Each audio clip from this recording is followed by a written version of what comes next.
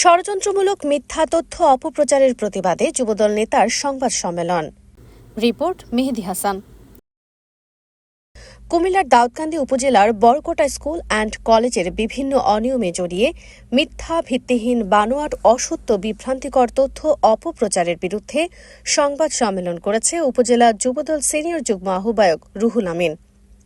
শুক্রবার ৬ ডিসেম্বর সকালে উপজেলার মলয় বাজারে এই সংবাদ সম্মেলন অনুষ্ঠিত হয়। প্রতিবাদে ভুক্তভোগী রুহুল আমিন লিখিত বক্তব্যে দাবি করেন, বরকোটা স্কুল অ্যান্ড কলেজের প্রাক্তন অধ্যক্ষ জসিম উদ্দিন আমার বিরুদ্ধে উদ্দেশ্যমূলক ষড়যন্ত্রে নেমেছে।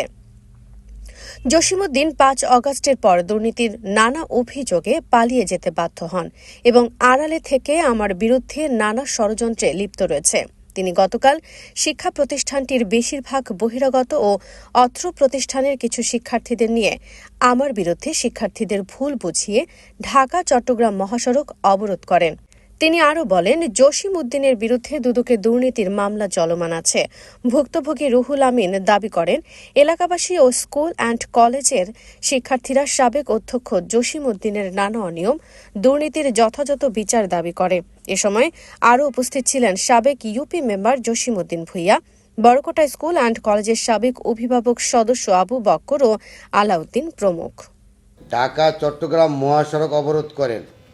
এই মর্মে শিক্ষার্থীরা আমার বিরুদ্ধে বিভিন্ন স্লোগান দিতে শোনা যায়, যা সম্পূর্ণ মিথ্যা ও বানোয়াট, ভিত্তিহীন, অসত্য ও বিভ্রান্তিকর তথ্য। তাদের আনীত অভিযোগ অগ্রহণযোগ্য, এর কোনো সত্যতা নেই।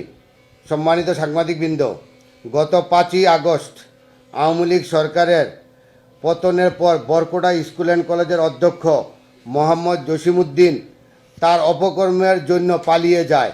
পরবর্তীতে তার অবর্তমানে উপজেলা নির্বাহী অফিসার মহোদয় ভারপ্রাপ্ত অধ্যক্ষ হিসাবে মোহাম্মদ আমিনুল ইসলামকে দায়িত্ব প্রদান করেন। প্রিয় সাংবাদিকবৃন্দ, সাবেক অধ্যক্ষ জসিম উদ্দিন একজন দুর্নীতিবাজ ও দুষ্ট প্রকৃতির লোক। স্কুল থেকে তিনি কোটি কোটি টাকা আত্মসাৎ করেছেন। বরকোটা স্কুল অ্যান্ড কলেজের শিক্ষক দ্বারা গঠিত অডিট কমিটি গঠন করা হয়। ওই অডিট কমিটির জসিম উদ্দিনের বিরুদ্ধে 2023 এবং 2024 অর্থ বছরে 1,28,54,315 টাকা আত্মসাৎ করার প্রমাণ পেয়েছেন।